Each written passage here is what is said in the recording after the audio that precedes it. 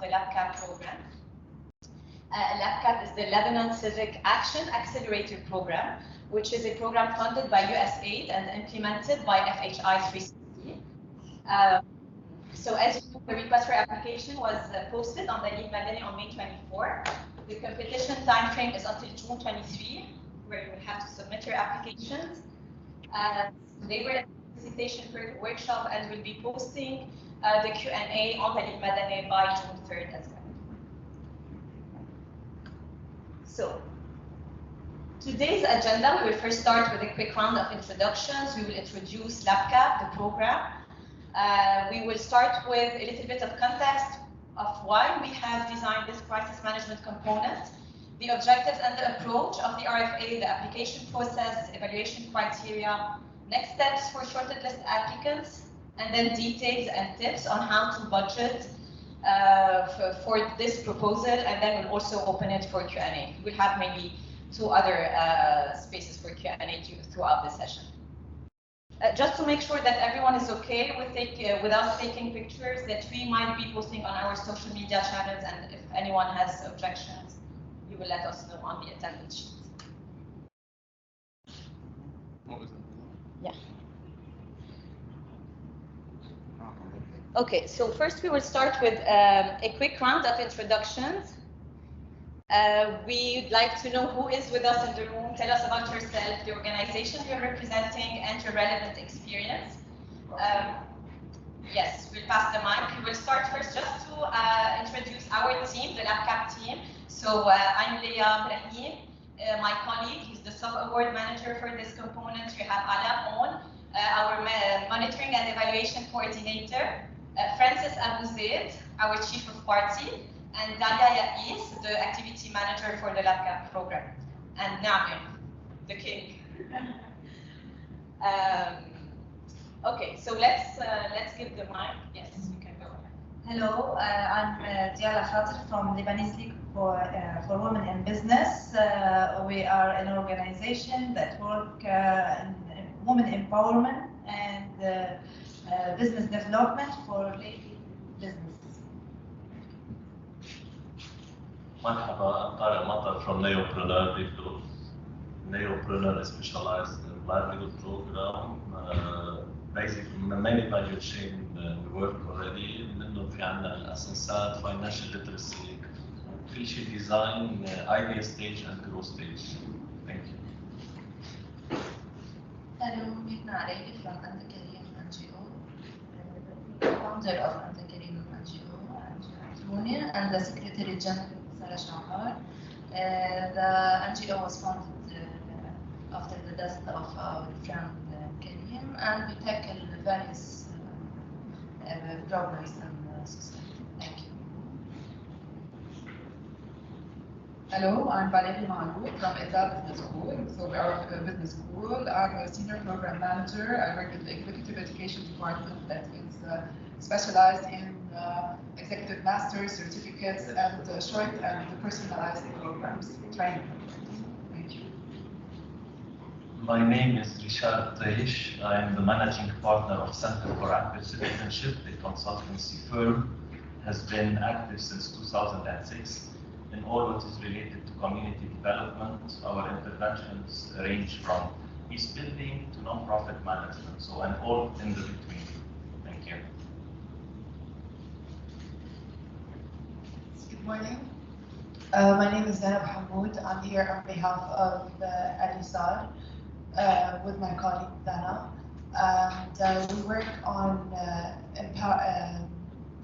like entrepreneurship and establishing social enterprises and building social and solidarity-based Lebanon through giving like seed funding or technical assistance to new social enterprises or startups. Hello, my name is Rula Nader. I'm here on behalf of LEU, American University, and I'm representing the Global Affairs Center. We provide consulting services to Lebanese and outside companies. We use our database of faculty and other consultants from inside and outside the EU. Hello everyone, my name is Zahra Shaitu and I'm here on behalf of RPS MENA, which is also a consulting firm. We provide a myriad of services that are customized to the customers, whether it's capacity building or research and whatever the customer is interested in being provided as a service. And I'm currently the Senior Projects Coordinator at RPS MENA and looking forward to working with you. Good morning. My name is Fadi Nafa. I'm an independent consultant. Mainly I design program and on crisis management is one of the topics I'm working on. Thank you. Hi, this is Farah Abu Muslim. I'm on behalf of Farah Social Foundation. I'm the grant writer. We support the local community and the small civil society organizations across Lebanon. Hi, I'm Tatiana Rahmani. I'm the senior coordinator of the NGO initiative at the American University of Beirut, and Adab Maraik is the coordination officer as well. We provide services for NGOs and CSOs, including certification, performance improvement, training, capacity. Hello, my name is Ali Bedran. I'm the managing director of a newly built NGO. It's been maybe around 9 to 10 months. We are a workshop hub and we are a specialized NGO in creating training programs, multidisciplinary training programs for all the society in Lebanon to help our community to grow, especially after the high prices of any training related to our social life or our career development. So we work with many trainers to provide many topics, workshops and trainings for our society.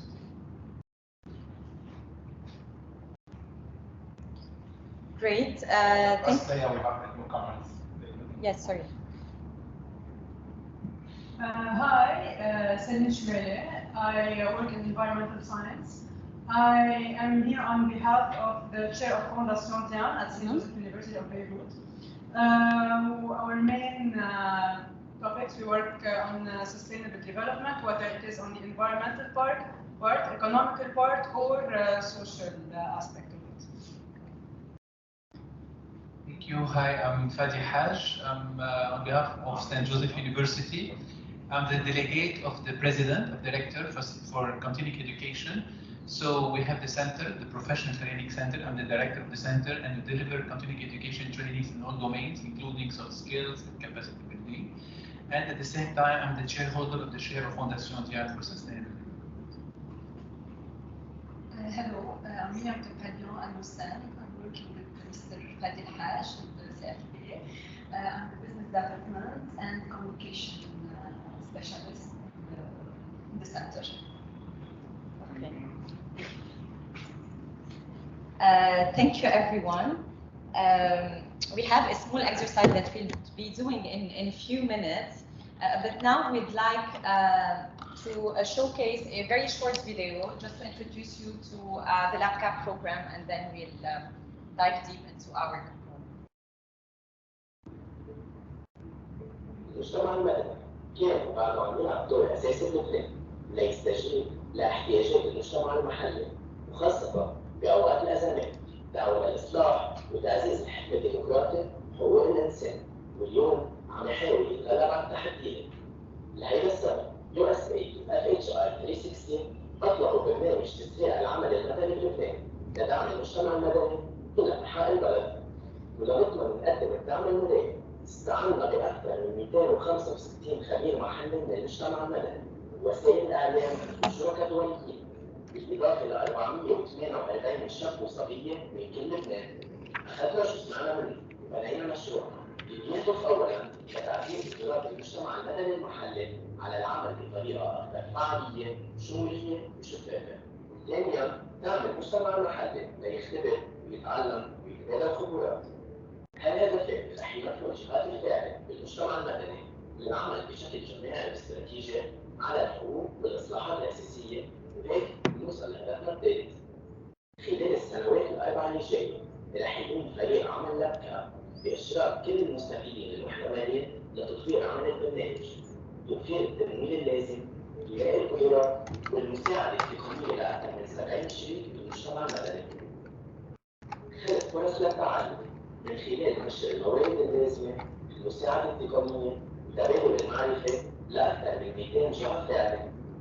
وأخيرا دعم 4 شرطة محليين مختصين لتقديم خدمات مثل تنمية القدرات، تعلم والتبادل، دعم الصحة النفسية، إدارة الأزمات لتفيد المجتمع المدني حتى بعد انتهاء المشروع. هالخطوات كلها رح تعزز هدف البرنامج لزيادة الدولار بالمجتمع المدني ليستجيب لأولويات المجتمعات المحلية ويدعم الأفراد ليوصلوا لحقوقهم وممارساتهم بشكل متساوي.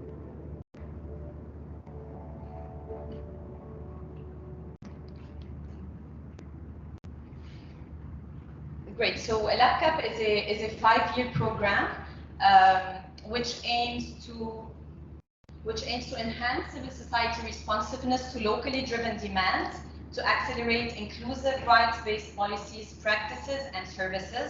We aim to do this through a combination of grants, technical assistance, and partnerships to strengthen organizational and technical capacities of civil society, improve solutions to community priorities through innovative approaches, and increase strategic collective action by civil society to advance rights-based change. The upcoming activities for 2022 are the following. So we have already launched the Catalyst Fund for Relief and Response, which is a fund that aims to support relief and response actors in responding to the increasing needs of vulnerable communities. This is posted on Dalil Madani. We're launching soon the Community Action Grants for Advocacy and Accountability. We have already launched the mental health support for civil society frontliners, and as well the RFA is on Dalil Madani. Today we're discussing crisis management, and in the near future also we'll be launching the linking and learning activities with the youth-led civic action and social change innovations. So let's go back to our crisis management component, and let's see why we have designed this crisis management intervention. We all know that the landscape and the context in which civil society actors are operating today in Lebanon has drastically changed. We are facing an unprecedented economic and financial crisis. The currency devaluation and banking restrictions have put a lot of pressure on the day-to-day operations of CSOs. The rising prices, the inflation, and the uncertain trajectory of the crisis is also impeding CSOs to be able to plan for the medium term, to sustain their operations, let alone to expand and thrive. The Beirut blast, the infrastructure outages, all putting so much pressure on the day-to-day operations of CSOs. And these challenges were validated during a refined phase. That was the first activity conducted by the LEB-CAAP program. So the first phase of LEB-CAAP was a field research done with more than 260 representatives of civil society actors to try to understand what are their current needs and what have emerged as a result of this compounded crisis. And these were validated here as many reported top challenges dealing with exchange rate fluctuations, with banking restrictions, challenges in doing their accounting, pricing, procuring with the devaluated currency, with the multiple exchange rates, planning their finances, managing their cash flow, securing their liquidity, and planning all of this in a very uncertain environment. Many organizations said as well that they grew exponentially to address the increased demand, while they did not have a strong foundation to do so. Many highlighted the gravity of the decreasing financial and in-kind donations and their challenges in fundraising given the prolonged crisis. Another set of challenges that was also repeatedly mentioned by CSOs representatives was around the human resources management, with the well-being of CSO staff being under strain as they experience burnout, stress, anxiety, and they struggle to cover the cost of living. Many are leaving the country and staff are either moving outside of the country or even to international NGOs, and organizations are actually struggling to fill the gap in expertise and retaining talent. They have also stated needs in terms of organizational restructuring, volunteer management with the inflow of volunteer and the expanded operation that they had during the crisis. So let's go back just one slide. So these challenges actually have fed into the design of our crisis management component, and this is the rationale behind this component, and we want to make sure that this intervention actually is responding to the exact needs of CSOs. This is from our own experience, from our own study, but we'd like also to hear from you, based on your knowledge of the field, your interaction with CSOs, with organizations, if you know of any other pressing needs from the side of CSOs in terms of crisis management. Would you validate the things that we've said? Would you like to add something to them? And what do you think would help them survive the crisis the most? So, yes, if you'd like to answer this, either to validate what you have said or to add to it another pressing challenge that you have experienced in the field among CSOs.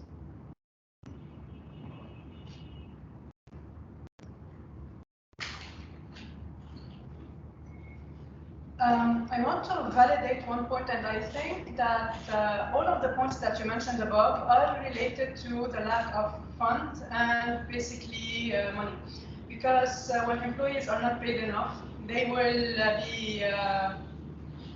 not have any more motivation.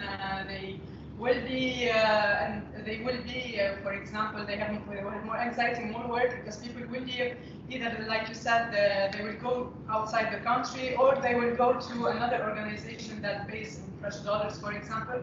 So I believe the most important problem that we have in Lebanon right now are the lack of resources, monetary resources and funds, and also the problems of banks, because if you have money and you cannot use it, it's not really money. So yes, I think the lack of liquidity is the main problem here, and all the other problems are related to it. Thank you. Anyone would like to add anything? Yeah. Again, marhaba.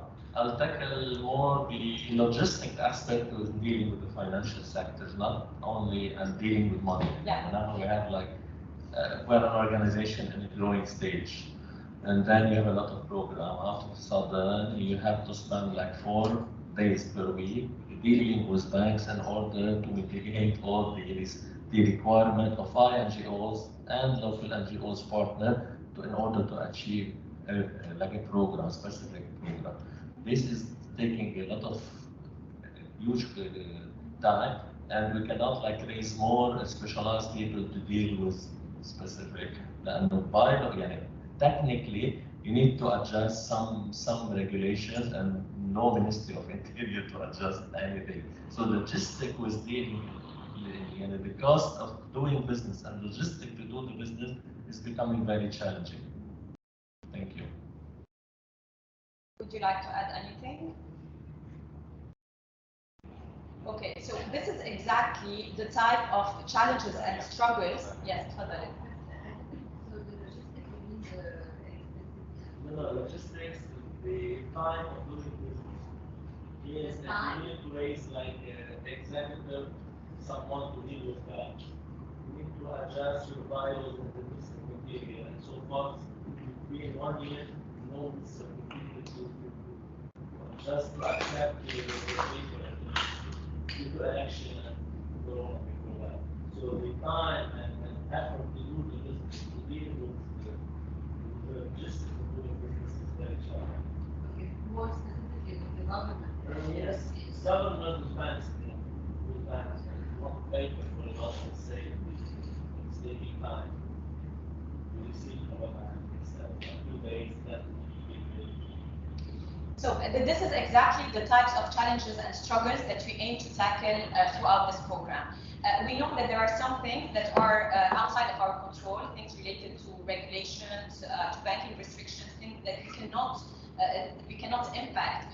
but there are also the CSO practices and their flexibility and their adaptability and their way to manage their resources in order to adapt during this time of crisis and to manage their resources in the most optimal way in order to withstand the crisis. And this is exactly the aim of this program. So this is not a traditional capacity building program, but this is something that is trying to help CSOs tackle and address their day-to-day struggle and give them solutions, resources, and tools in order to survive this crisis. Okay, we will go through this. Okay, so during the design phase of this component, we have had consultations with several actors in the field, several experts to try to see what is happening, what is the landscape made of. And we've seen that there are a lot of initiatives that have been targeting SMEs in the aftermath of the crisis. Many programs developed to support them, support startups, small and medium enterprises during this phase, but little has been done to target CSO specifically, and this is the gap that LEB-CAAP as a program is trying to fill. The lessons that we've learned from existing and previous initiatives were around the following. So first, the size of the CSO. Small CSOs have stronger appetite for capacity building and learning. However, they do not have enough resources and staff to dedicate for this program. Most of the traditional capacity building programs today are not sufficient or irrelevant in the current context, and this is what we were just mentioning. On-the-job training and mentoring, coaching were proven to be the most effective tools for capacity building. A common challenge that was faced by many programs is the difference in knowledge and experience between the participating organizations, and therefore the need to have specific selection criteria to address the same growth level and to have assessments at the start of the program in order to tailor the curriculum based on the needs of the participants. Virtual programs are more cost efficient. However, there's a question mark around people fatigue from virtual programs and online courses. The importance of committing and involving different people from different levels of the organization in this capacity building program, and not only rely on the top management without involving the operational staff and vice versa, to make sure that also we have the approval of the management and of the board in order to accept this change and implement it. And finally, the importance of having roundtables with CSOs, physical interaction to explain what are the expectations of the program, to test their commitment to participate in capacity building program, and to help them address the barriers for participation. Again, based on your experience in CSO strengthening, what are the emerging challenges in implementing capacity building programs given the current context? So if anyone would like to share something from their own experience while now implementing capacity building programs, have you experienced new emerging challenges given the current context? What do you anticipate as major challenges in this implementation?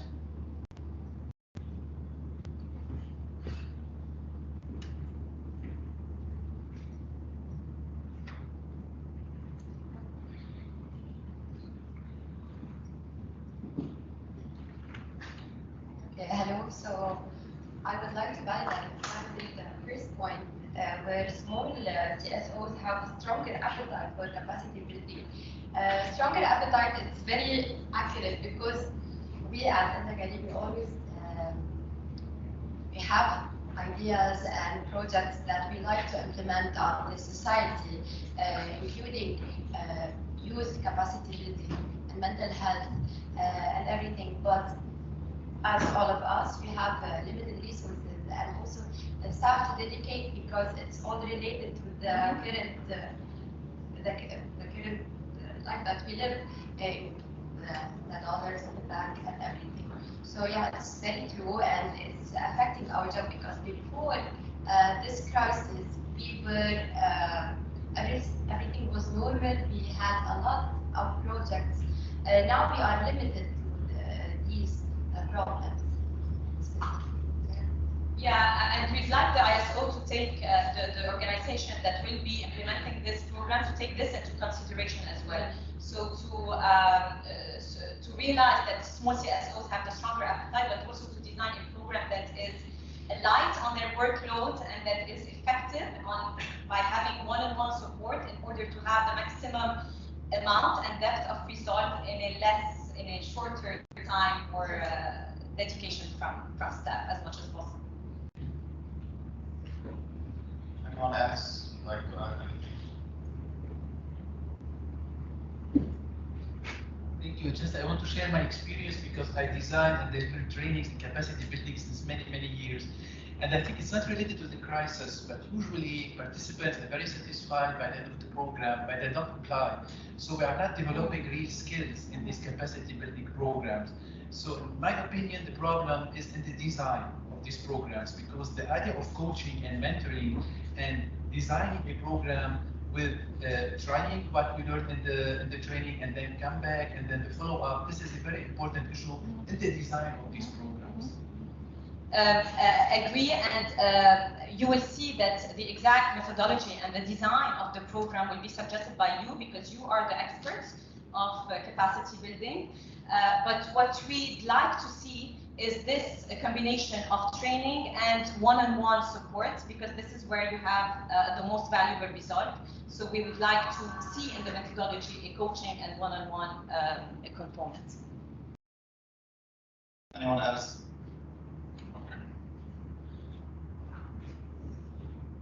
Okay, so these are the things that helped us design this component, and now we will go deep into what are the objectives that were set by LEB-CAAP for this RFA, and what do we aim to achieve with this component. So this intervention is designed to support nascent and established Lebanese civil society organizations to withstand these turbulent times and equip them with tools and resources to increase their viability and flexibility during the current crisis. How we aim to do so? LEB-CAAP is seeking to partner with a Lebanese intermediary support organization, what we call as ISO. So LEB-CAAP is seeking to partner with an ISO specialized in capacity building and crisis management to design and deliver a customized training and coaching program for CSO managers as well as their finance and operations staff on crisis management and risk mitigation. How will this component work? How will the crisis management strengthening component work? So as we've said, LEB-CAAP determines the objectives of the intervention, the end beneficiaries, the expected results, and the guiding principles, and these are already stated in the RFA. The ISO will apply with a technical proposal and will determine the methodology, the outreach and recruitment plan, the curriculum design, and when granted the awards, will implement the capacity building program. There will be a co-creation phase where LEB-CAAP will work on will finalize all the details of the project, the methodology, the budget with the shortlisted ISO. And once the grant is awarded, the ISO will start implementation and will reach out to the various CSOs. The two objectives of this component, as stated in the RFA, are the following. First, strengthen the institutional capacity of CSOs in Lebanon to better manage and withstand the compounded crisis, mitigate its impacts with a focus on financial management and human resources management in times of crisis. We are repeating this because, as we said, we don't want a general institutional capacity building program, but something that is very related and responding to the current challenges. And the focus on these two topics is based on our refined study and the consultations that we had in the field. The second objective is to assess, so after we have conducted this program, we aim to assess common needs and opportunities among Lebanese civil society in order to help us develop sustainable solutions for CSO strengthening. So after this program, we will be able to see with the ISO what are the common needs in the field, what are the main challenges, and what are some of the opportunities that you can build on and leverage to continue providing more sustainable solutions. So the expected results from this intervention, and sorry if I'm a bit repeating, but it's important today to understand as much as possible the requirements of the RFA. So we expect that major capacity needs among CSOs are identified after the assessment that the ISO will undertake. That a crisis management strengthening program is tailored to answer the major gaps, mainly in financial and human resources. To have not only group trainings, but also one-on-one support to relevant staff at managerial and operational levels, with individual action plans for each CSO to achieve very specific targets.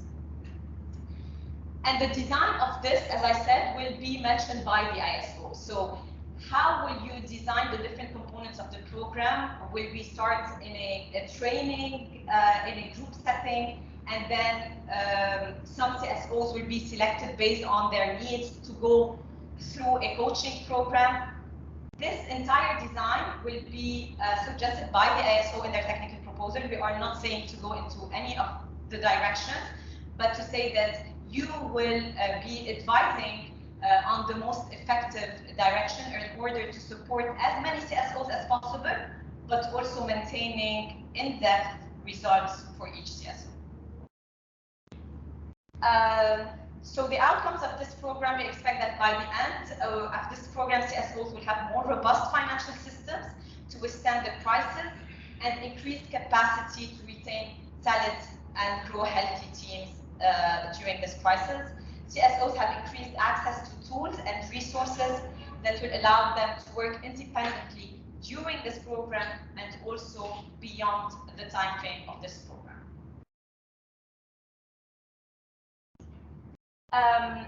LEB-CAAP determines the end beneficiaries in part, but also the ISO will complete the set of eligibility criteria that we have developed here. So as a program, we aim to support civil society actors who usually do not have the resources or the access to funding or to capacity building programs.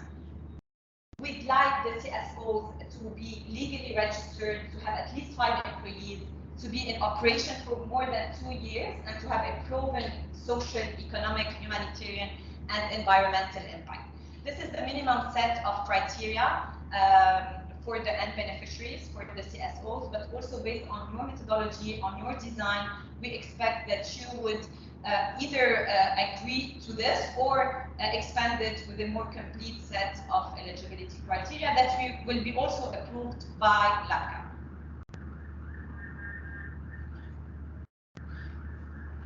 These are some guidelines that will help you, that will guide you in the design of this intervention.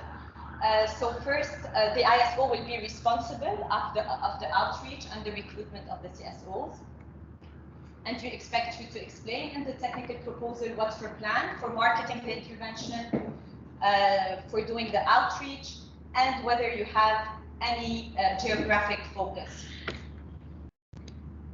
You must determine the number of CSOs targeted within each component of the intervention, as I said, in training, in coaching, or if you have any other components to this program, while maintaining a meaningful reach and while maintaining deep and tangible results for each CSO. So this is where you should do the balance between the depth and the breadth of this intervention.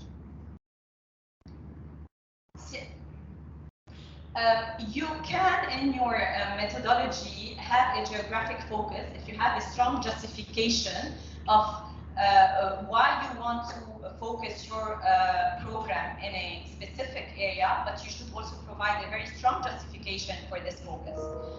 You can also have an open call for applications for CSOs, so just invite anyone to participate, or you can also focus on an already selected pool of CSOs that need more capacity building. Let me explain this. One of the main principles of the program is not to reinvent the wheel and to restart from scratch every time. So if from your experience you know that there's already a selected pool of CSOs that would need to advance their skills and to build on something that was already done or already started, we can also use this intervention to build on existing on current successes and help leverage and build on them to advance a certain pool of CSOs. As I said, the full list of eligibility criteria will be developed by the ISO in accordance with your program design. We also expect to have an element of capacity need assessment at the beginning of the program in order to inform the design and the tailoring of the curriculum and to make sure it addresses the exact needs of the participants. We will discuss in a few minutes the curriculum development and the focus. I will leave it for the next slide. And finally, the capacity building methodology. So, as I said, in addition to group training, a tailored one-on-one coaching is expected to all or selected CSOs. The overall design, the training, the coaching, and the way of administering these trainings, whether virtual, whether physical, whether group settings, or whether one-on-one, will be decided by the CSO. And the way these CSOs graduate into the different components and the stages of the program will be also identified by the ISO and explained in their methodology. Let's discuss a little bit the curriculum and the focus.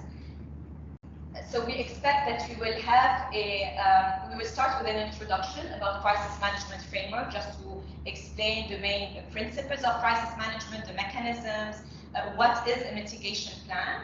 And then we'd like to focus on these two key topics instead of just scratching the surface of separate topics. So we'd like to go deep into these to make sure that CSOs at the end of the project have acquired skills and strong ones in these two main topics.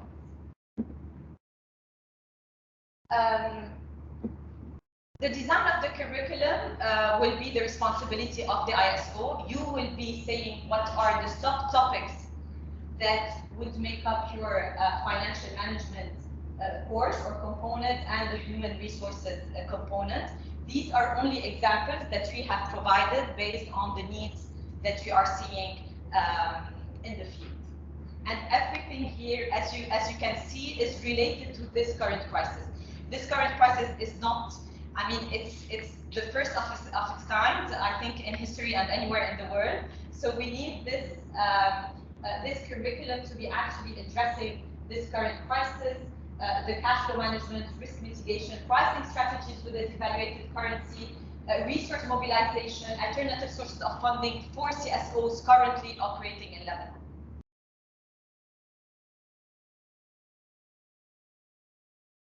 Assessment and final recommendations. So at the end of this capacity building program, of course, we expect the ISO to conduct a monitoring and evaluation and to be able to tell us what are the results and the impact of their capacity building program for each CSO specifically and the progress that each CSO has achieved. On top of this, we also expect the ISO to be able to provide an aggregate analysis of the needs of the sector and of the civil society in general, and to be able to identify opportunities that would help us build linkages, solutions, partnerships in the future. And these, I mean, I will give an example here. Maybe after your experience in the field, you would tell us that we've seen that CSOs in Akkad area specifically have a huge gap in accounting and finance skills, and they don't have the resources to have their in-house people to do the work. So maybe as this is a common need, we would form a small unit made of youth from the area who have these skills and who will be trained to have these skills in accounting and finance and fundraising and they will serve as an outsource function for these different CSOs who will be able to have access to this expertise at a very affordable price. This is an example of a solution that might come up after this program and after you identify and sense the challenges and opportunities in the field. This slide summarizes everything we've just described. So this is a summary just to make sure that everything is clear. All this information is available in the RFA, but you have now the chance also to ask questions right after this one. So the first phase is the project design. This is where the ISO is expected to provide their plan in terms of outreach strategy, selection criteria, who do they want to select as CSOs, what are the criteria, why, their methodology of the capacity building program, and the detailed action plan.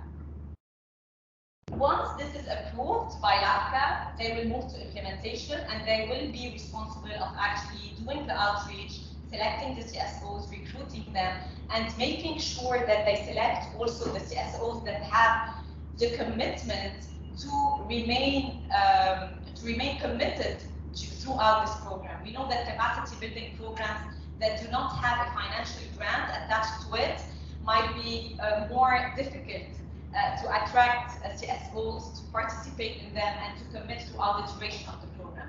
So here we also rely on your experience, your knowledge of the field, in identifying these CSOs that have the highest need to participate in this program and also the highest appetite and ability to grasp the information and to implement them afterwards. So after outreach and recruitment, we move to capacity assessment and curriculum customization. This is where we expect you to conduct a needs assessment to be able to understand better your pool of CSOs, to customize the curriculum accordingly to be able to meet their needs, and to develop the capacity building plan. After that, we have the implementation of the capacity building, so the physical implementation and the mentoring. And the development of individual CSO plans along with the evaluation and final recommendations that we just explained.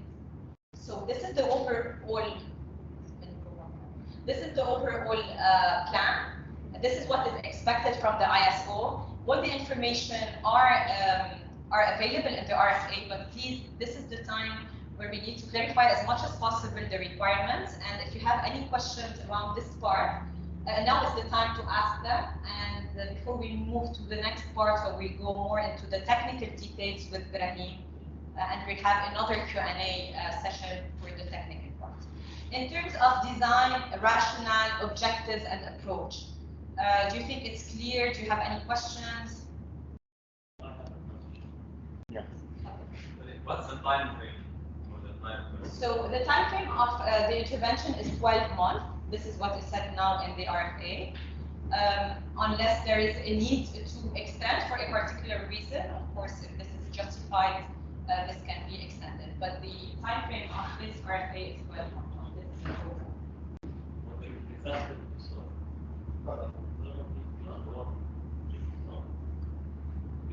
You are requesting one unique intervention for all type of CSO size, line of intervention, etc. So you need one program designed for the all type of CSOs. Sorry, one program? One design program for all type of CSOs, targeted CSOs? Not necessarily, and this is part of the methodology that you will be proposing. So you might say that you think that it would be more efficient to have, for example, 2 tracks, one for the very early stage, one for the more growth stage CSOs, and you would present the plan for both. As long as you meet the requirements, the time frame, the budget,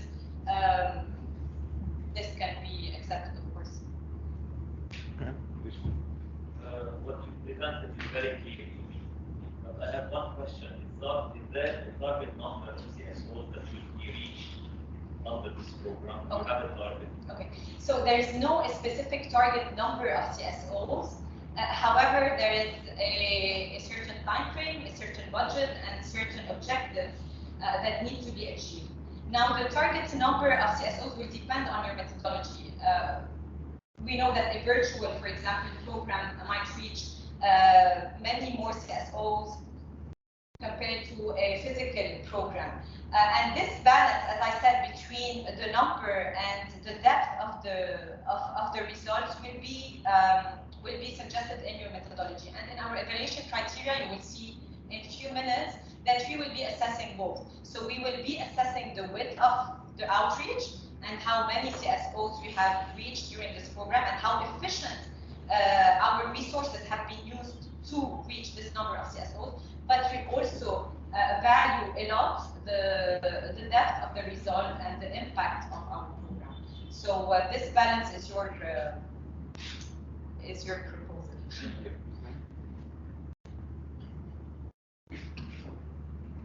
Hi. My question is about the other part, which is the CSO. So if we're implementing the program, and one of the challenges that we're facing is the transportation issue. So if you want them to attend the training, it's first face-to-face, and that's what we're working on more recently. So what is our responsibility towards the attendees? So are we allowed to provide them like financial incentives or? Okay. So you might say in your proposal that one of the main challenges that you anticipate is the transportation of CSOs and their access to the areas where you will be implementing the project. And for this, you might request a certain line budget to cover the transportation of CSOs.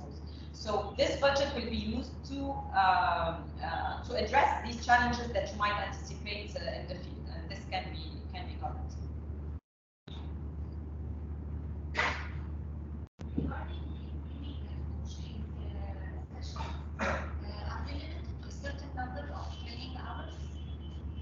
No, again, this is very open. So in your methodology and based on the budget you have and on the rates that you will propose as an ISO, you will identify the level of effort that will be put in each of the different components. So the number of hours of training, the number of hours in coaching.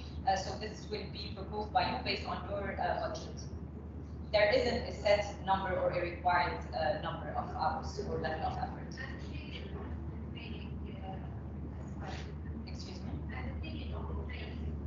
The entire program is a 12-month program. You might say that I will start with an assessment or the design phase, which might take, let's say, 2 months, and you will have to explain this in your Gantt chart in the application.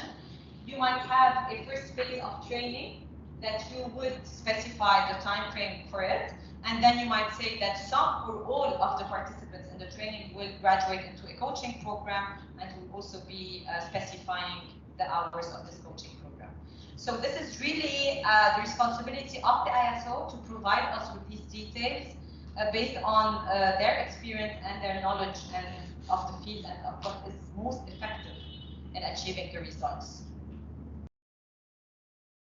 Can we be 2 partners applying as not only one CSO? Okay, so yes, you can partner with another organization or another expert to apply to this RFA. However, we need to have one lead applicant. So one applicant will be applying for this, one lead applicant. But if you wish to cover a certain gap in expertise that you have in your organization, you can partner with another organization or with external individual experts, as long as you can provide the expertise that is required in the RFA. You already said that we need to select the area of the implementation. Can it be divided into many areas? And can we make many small projects in different areas of Lebanon, or it should be only in one selected area as we will select it? No, the reach can be either national, so you can either cover the entire country through a request for applications, for example, or you can specify a geographic focus for your intervention. You would say that this intervention will be implemented, for example, in the north because of this, and this is where you would present a strong justification for your geographic focus. You can either have a focus or be national or different initiatives across the country. Yes. As long as these are logistically feasible and within the budget that we are proposing. Thank you. I have two small quick questions. First, is an organization such as St. Joseph University of Beirut, an educational institution that is quite big actually, eligible as an ISO? That's my first question. In a few minutes, we will discuss the eligibility criteria of the ISOs. Okay. Second question, is there a budget range? Yes, we will discuss the budget. So let's first cover the questions related to the objectives, the design, the methodology, and we will, Rahim will take you through the technical details and the budget requirements. Any more questions? Yes. Just small clarification about the crisis management. You said previously that you need to. So just a small clarification about. Okay. A small clarification about the crisis management. You just said previously that we should define the concept, or we should define what is crisis management. Inside the curriculum, you need to assign a small part to help the CSO how to cope with this crisis management, because it is a national crisis management and not a specific crisis management that is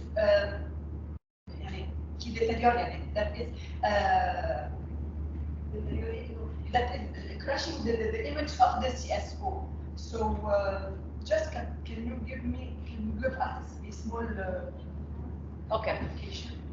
So we expect the curriculum to start with an introduction about crisis management, to explain what is a crisis management framework, what are the different elements of a crisis management, what is a mitigation plan. So before we go into the details of the themes of financial management and human resources management, it's important to set the framework for this crisis management and to explain what are the mechanisms, the elements, what is a mitigation plan.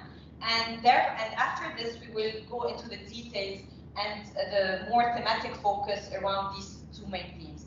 But I mean, I think it would be natural and spontaneous to have a first introduction about crisis management in general, the framework, and then go into the sub-topics. It's not specifically tailor-made for the CSO.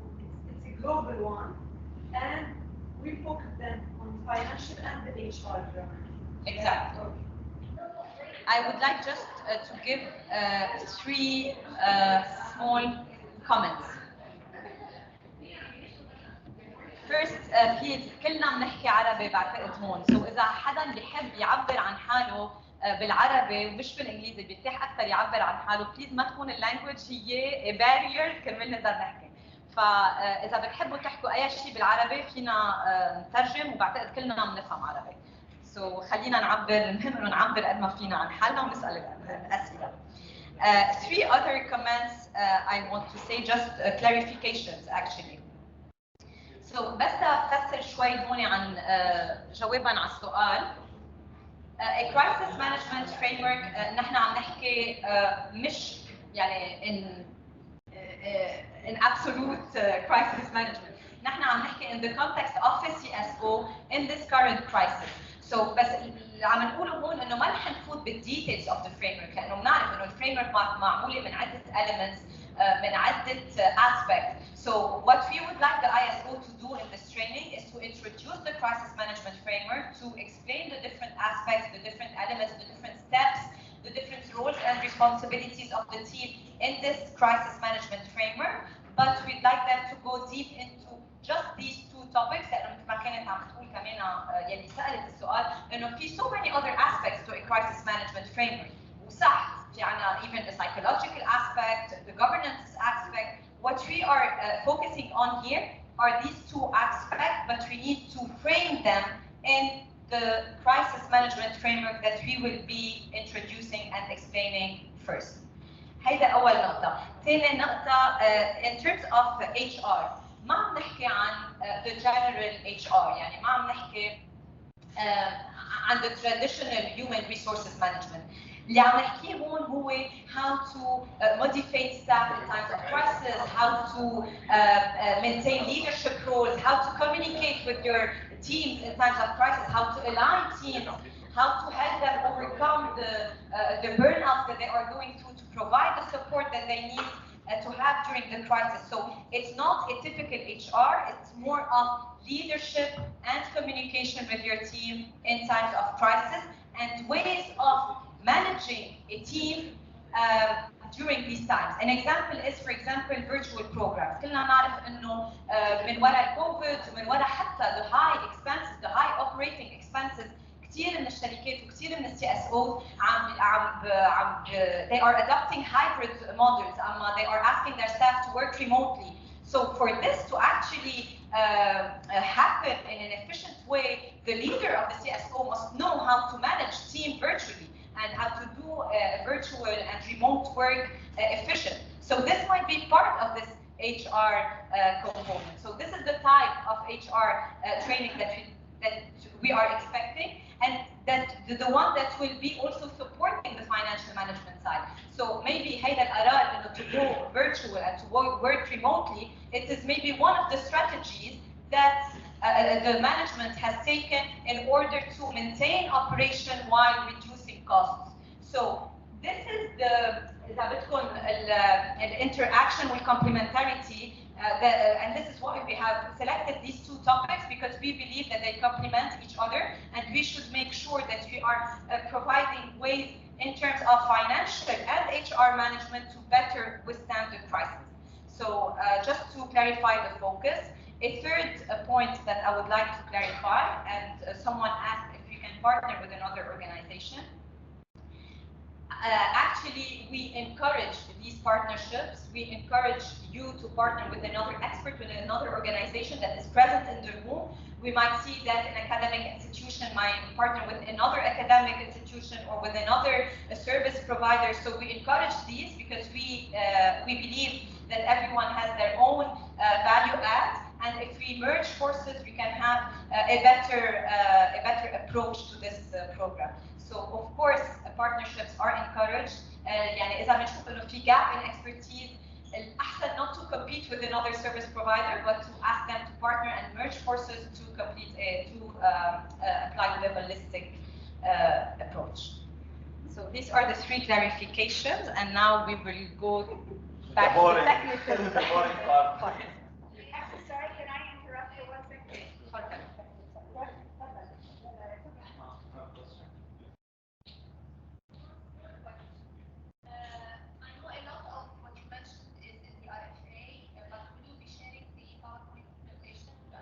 Yes, it will be posted on the Madani with the Q&A.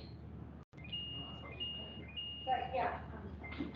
Sorry, I just want to interrupt 1 second because I can't stay much longer. So thank you guys for coming today. It's very exciting. I'm Frances Energize, the Chief of Party for the program.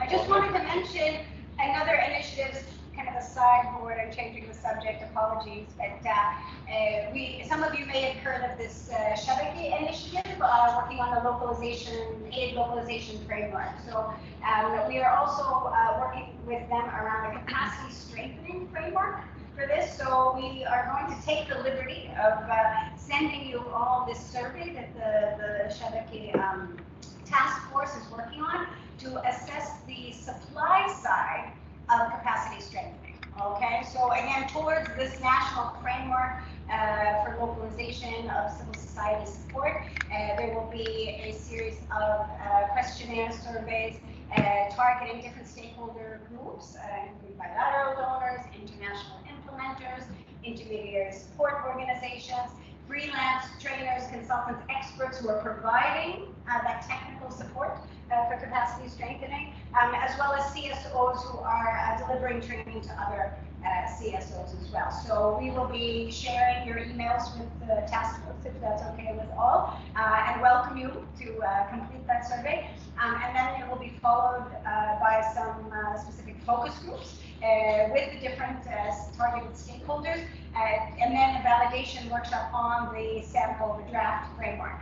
So that's coming up in the next, let's say, 4 to 5 months. Hopefully by the end of September, end of October, this will be one of the outputs of that localization task force to have this proposed national framework around capacity strengthening with the input of all of you and the sector broadly. So this is something that's coming up. Just wanted to market that while you're all in the room, and expect an email from the coordination committee of the localization task force as well. So thank you very much, and sorry to change the subject, but you guys can all keep up. Thank you. Thank you, Francis. Okay, so just to let you know that yes, we'll be posting this presentation.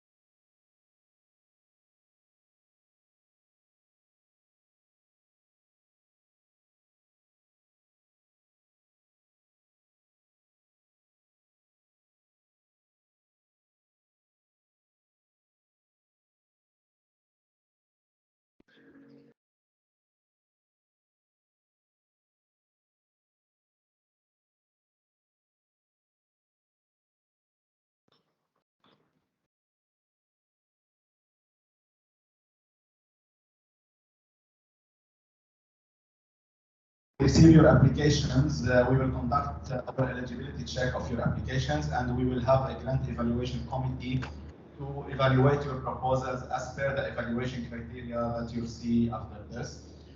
Step 3, with the shortlisted applicant, we'll go through a due diligence and the co-creation process. So the due diligence is to complete some regulations and financial requirements, and the co-creation to finalize together the intervention, the budget, the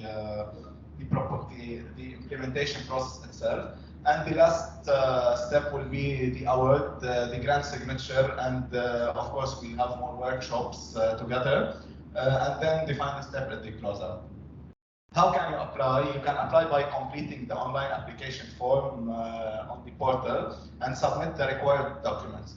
So this is the link to the online portal. We'll preview how can you apply.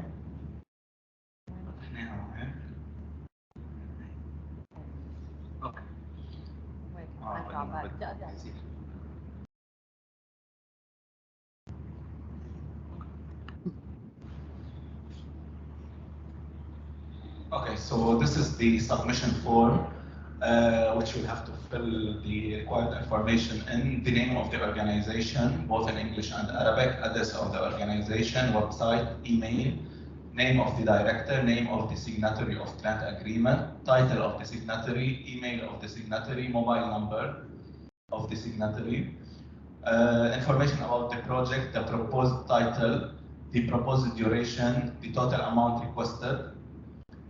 And here there is the checklist of required documents to be uploaded. So that you press on this link to upload the requested documents, select files, and then upload. After all this, you confirm that all required documents are successfully uploaded, yes, and submit.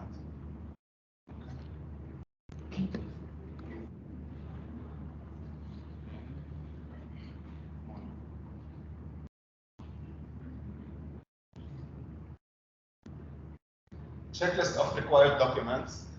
Required documents: online application form, the detailed budget, CVs of key personnel, the references, signed the organizational cover letter, the template is on the LEB-Madani, certificate of registration of your organization, your most recent annual report, overview of relevant previous projects, and sample curriculum of training and coaching guide. Evaluation criteria, back to Leila. How will we be evaluating your proposals? These are the evaluation criteria and the score attached to it. So you will see how each section has a specific score. We'll go now into the details of each one. So this information will help you know what you need to have and to present to have a strong application. So first, the technical approach and feasibility of design in achieving RFA objectives. And this has 30 points. So we will be evaluating the extent to which the proposal addresses the objectives of the RFA, the methodology is feasible and clear and expected to achieve the outcomes. The approach and methodology are innovative in terms of providing creative and new ideas, the ability to reach as many CSOs as possible while ensuring a meaningful reach, impactful and tangible results. So this is the point that we discussed previously, and it has a scoring point. The ability of the applicant to use findings collected from the designed activity to be able to propose recommendation and sustainable solutions. The next part is demonstrated understanding of the challenges faced by CSOs and their needs during the compounded crisis. So it's important for us to know that we are partnering with an ISO that is familiar with the needs of the CSOs on the ground, that have a good understanding of the current context and its implications on CSOs, that they have identified a target group and that they understand their priority needs, and that they are familiar with the capacity building ecosystems with other actors and other existing solutions. Of course, we will be evaluating the organizational capacity, so the applicant's background, experience, qualifications, and skills of key personnel. If you are planning to work with external experts or do partnerships with another service provider, you will also have to explain who will be performing which task and why. Applicants' demonstration of their organizational capacity in project management, CSO recruitment, training management and implementation, coaching, and M&E. The final point here is around the applicant's approach to address gender equality and social inclusion throughout the process. And here we'd like to clarify that the ISO should have a way to address gender and equality and social inclusion. For example, if you are working with a CSO whose staff, for example, are people with disabilities, what are the considerations and the solutions you are providing to ensure the access and participation of this service in your program? A proven track record in capacity building and crisis management strengthening. So of course, you should be able to demonstrate an experience and track record in design and implementation of capacity building programs in general and crisis management in particular, and should highlight the type of previously targeted beneficiaries. We know that some organizations have worked previously with CSOs, others with businesses, others with academic institutions maybe. So we need to understand what is the type of the beneficiaries you usually work with. The choice of topics to be included in the curriculum. So you will, in the application, you will identify and select the topics you will have in the curriculum, and you will also submit a sample of a training curriculum and a coaching guide. So we will need to assess the quality of this training curriculum and coaching guide as part of the application.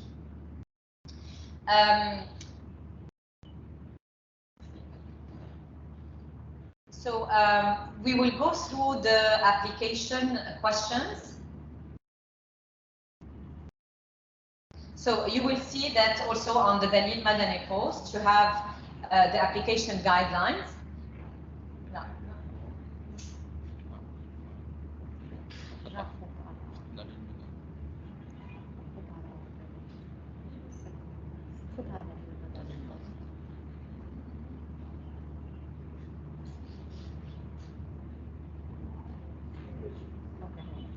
Okay, so these are the application guidelines. So you will provide the information at first. The technical narrative, we expect to receive a maximum of 10 pages, so make sure you don't exceed 10 pages. The project summary, so in summary is what your project is about, so few lines, a summary. The project justification, so why you are proposing this project, it is answering which specific challenges.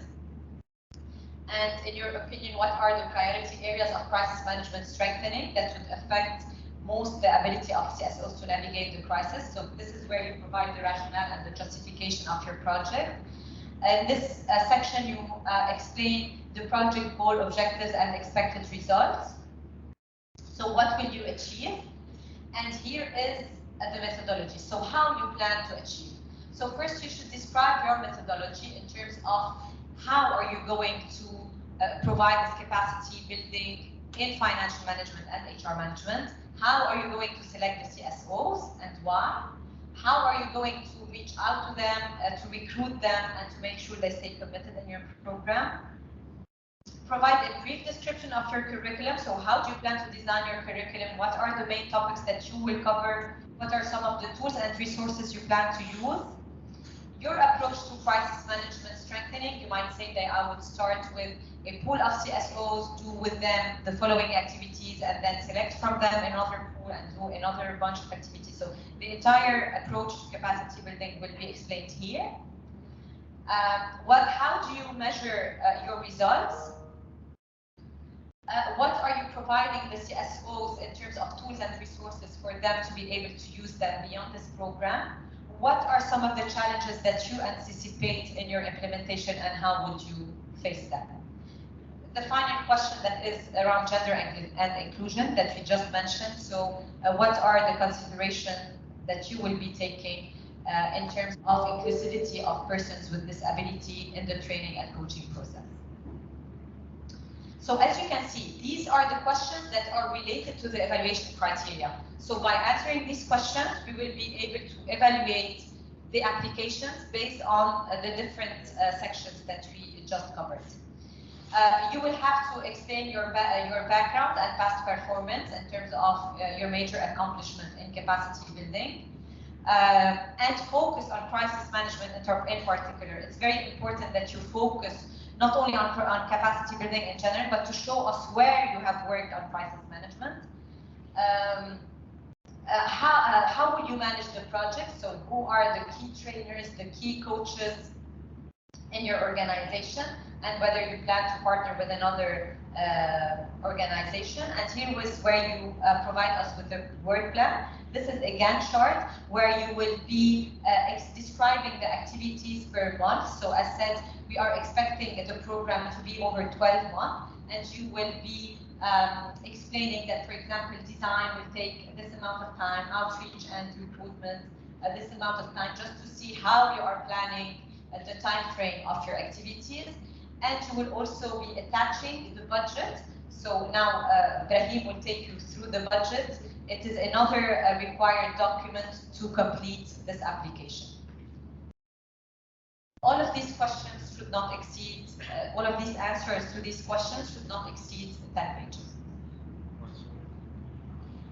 Any questions around the evaluation criteria, the eligibility criteria, who can apply and how they will be evaluated before we go into the details of how to budget? It's clear? Okay. Just 12 months, starting which month? So whenever the grant is awarded, so let's not put which month, that's why it's month 1, month 2, month 3. So whenever the grant is awarded, so we have the application. Now, Brahim will take you throughout the time. We discussed a little bit about next steps for shortlisted applicants. So yes, with the shortlisted applicant, we'll go through a pre-award phase in which we require some completing some checklists and requesting some documents from the shortlisted applicant. Co-creation phase, we will work with the applicant to finalize the budget and the implementation plan.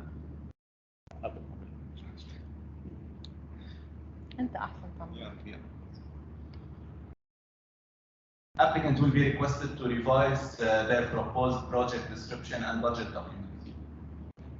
The final step at the grant award, we'll sign the grant agreement, which includes the final program description, budget, deliverables, payment processes, and the required submission of reports. Budgeting for proposals. So how do we want to see the budget and what do we want to see in the budget? What's a budget in general? It's an amount of money to be spent for a set purpose over a period of time. We need to see how an organization intends to spend its grant. It's a tool of planning for a new project, and it's a critical part of any negotiation with donors, and it's a tool to control the project. So tips for preparing a budget. Budgets are forecast expenditures based on specific assumptions. Your organization needs to develop a cost justification to explain the assumption. Even if you propose the same total cost requested by the donor, the consistency and transparency can have an influence, and it proves better planning for using funds, clear cost assumptions, and understanding of the technical proposal. Start preparing the budget early while technical people are preparing the proposal. Create a template if not provided. Here we are providing the template. Update and revise the budget several times and communicate with the proposal team. Common budgeting mistakes and red flags for donors: not using the template, having calculation mistakes and not verifying formulas, not providing a clear description of costs in the budget reports, cost estimates not based on the organization's experience or offers from vendors, and costs do not match the technical approach or work plan. Budget notes. So budget notes are the most important part of budgets. You must keep track of each assumption as you are creating the budget. A budget note is a description and explanation of the budget line calculation.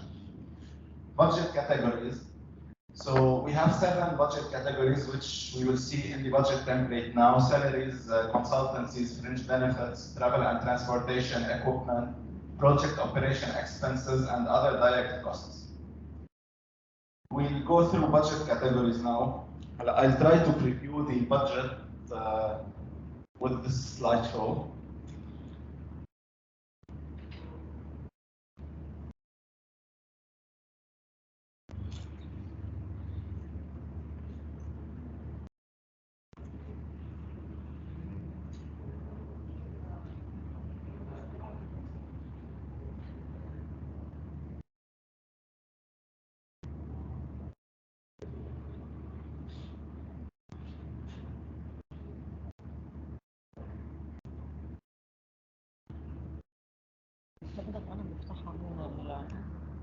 سكرول هيك وهيك بس. لا بس افتح البادجت تمبليت and read from here. من عندي؟ ايه فرجيهم اياهم. افتح البادجت تمبليت لإلهم. احنا مش عايزين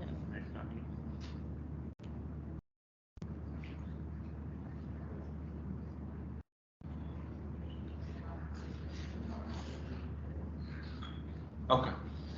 So budget category number 1, which is salaries. These are salaries associated with the level of effort of the organization's personnel. For each personnel, please state the name, the position, the monthly rate, and level of effort. Proposed rate should be the exact rate of individual for the last 12 months. In budget notes, please provide small description of work to be performed, justification of level of effort, and clarify how the rate is calculated. If shortlisted, applicant will be required to provide supporting documents such as payslips, receipts, or contracts. So we have an example of one salary here for a project manager. If you have a project manager whose salary is $1,000 per month, and you anticipate him to work half his month. Here in the budget notes, we have an example. A project manager will be responsible for the overall management of the activity. She will be coordinating with LEB-CAAP team, writing reports, following up with beneficiaries, and managing overall activities of the grant. He will be working 11 days per month for 6 months. His monthly rate is $1,000. Thus, her or his total cost is $1,000 for 6 months for half the month for 6 months. So please, in the budget notes, always provide as more information as you can in order for us to understand exactly how are you budgeting for each personnel and for each budget line. Category number 2, which is fringe benefits, and these are the benefits usually organizations provide to staff additional on their budget, like insurance, like NSSF. So we have added an example here about medical insurance. If your organization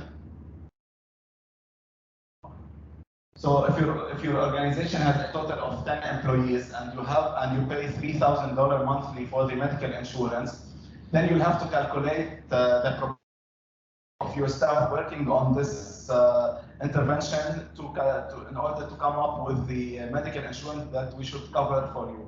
So if your organization has 10 employees and pays $3,000, and since you have only one staff, and here is an example, since you have only one staff working half time on this activity, then the number is calculated by applying the percentage. So one employee out of 10, which is the total of your employees, which is 0.1, and since she or he will be working half his time, then the unit cost is 0.05 per month. So here you can see in the budget itself, medical insurance, you're paying $3,000 per month for 6 months, and this is the percentage or the final unit cost as per the calculation. Okay, category number 3, which is consultancies. Consultancies here we mean by which are experts or any personnel that you're recruiting. He or she are not an employee in your organization, so you're recruiting him or her as an expert. Similar to salaries, you should break out how you're calculating his or her rate. So if you're recruiting a CSO's capacity building expert, for example, a CSO's capacity building expert is needed to provide capacity building sessions to X number of CSOs. He will be providing 11 full days. His rate is $300 for a total of 11 days. So here, this is an example. Please, in your budget, provide as more information as you can. Travel and transportation. So for travel and transportation, this can be for your staff transportation or for beneficiaries. We have a question related to this. You have to explain how you're calculating this cost. So if, for example, and based on your policy. So if your policy is to pay daily or to use to rent a car for your staff or the experts transportation, you have to provide this as per your policy. So here an example, a car rental is required for the transportation of the CSO's capacity building expert to the field in order to conduct these sessions. Cost is $30 per day for 11 days. And a note here in budget, please and make sure your budget should tell a story. So all the categories and all the line items should be correlated. So if you see here, for example, the CSO's expert is working for 11 days and the transportation for him or her should be for 11 days. So this helps us to understand the budget and to understand the intervention itself.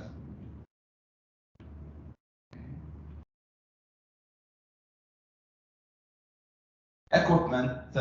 Here in this activity we don't anticipate you to budget for equipment. Here we mean by equipment, equipment which cost exceeds $1,000. We don't anticipate this in this budget. However, if you see there is a need for an equipment which is cost is $1,000, you'll have to provide us.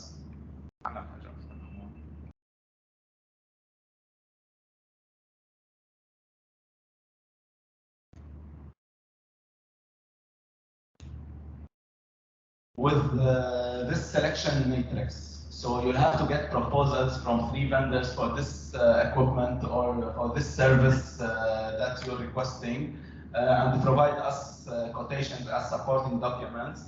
And why did you choose this vendor with this cost of the equipment?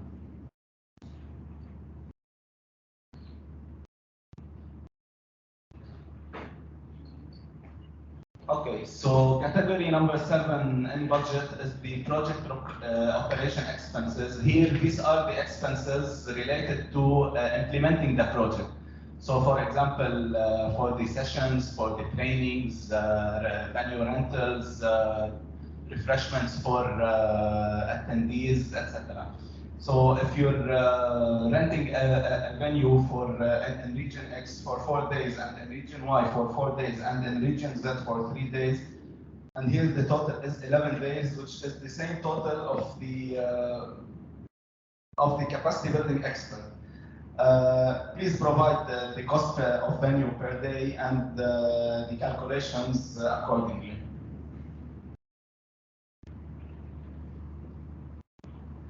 Okay, the last category is the other direct costs like office rent, like communication, internet for your office or such needs. So also this should be calculated accordingly, similar to the medical insurance.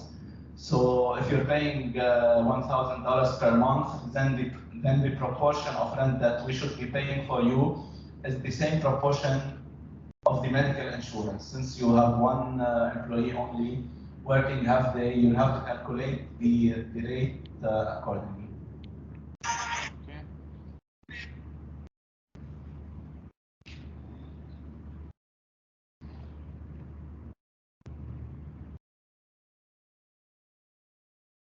Okay, a reminder here that budget is part of the evaluation criteria. So please, in your budget, costs should be reasonable, allowable, and allocable. And you should consider best use of the organizational and the grant resources in reaching the maximum number of CSOs as we discussed earlier.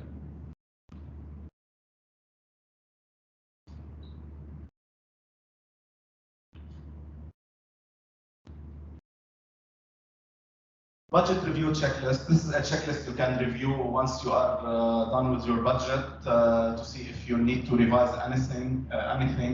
Does the budget clearly state the period of performance? Does the budget provide a useful summary?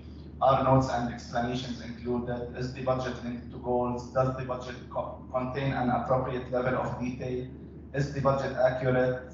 Is the budget in the right currency? Can the budget serve as a reporting tool? And are all Excel formulas correct? And if they capture the right cells? Okay, request for clarifications. So again, you can still send any questions you have like soon by Friday, and we can answer you these questions. As discussed earlier, we will be posting all questions raised during this workshop in addition to the presentation materials on the Lebanon. Any Q&A, any questions?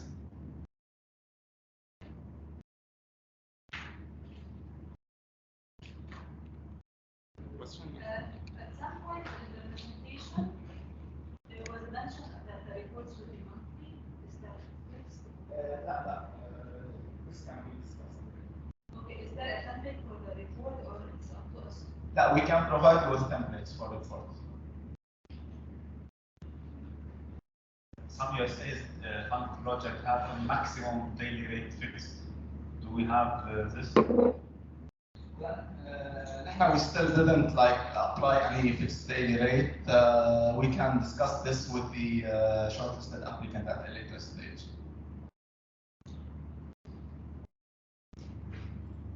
Daily rate will be part of the budget cap, budget ceiling. Yes. You didn't show any budget ceiling for each category or for the whole project. There is no budget limit for each category. The total of the budget is up to 50K. So the maximum of category, yes, it's up to you.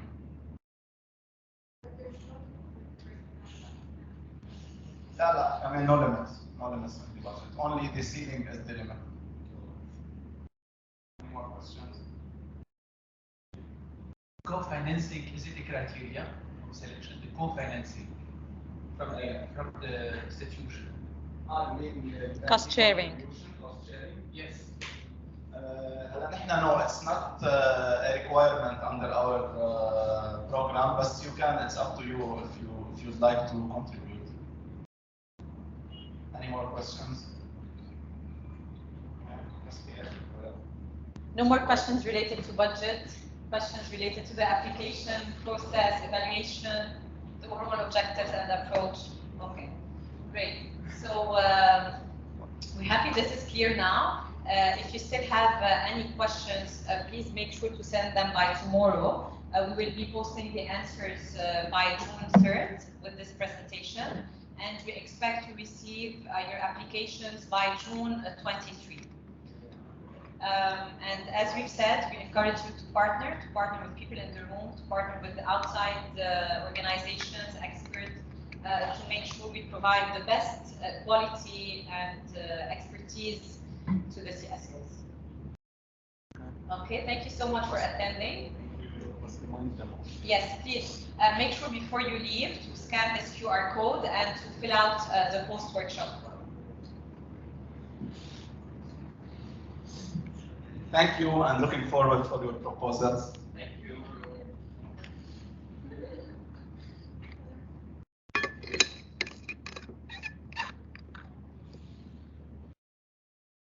Thanks, everyone. I'll end the recording now, okay? And step on. Thanks, bye-bye.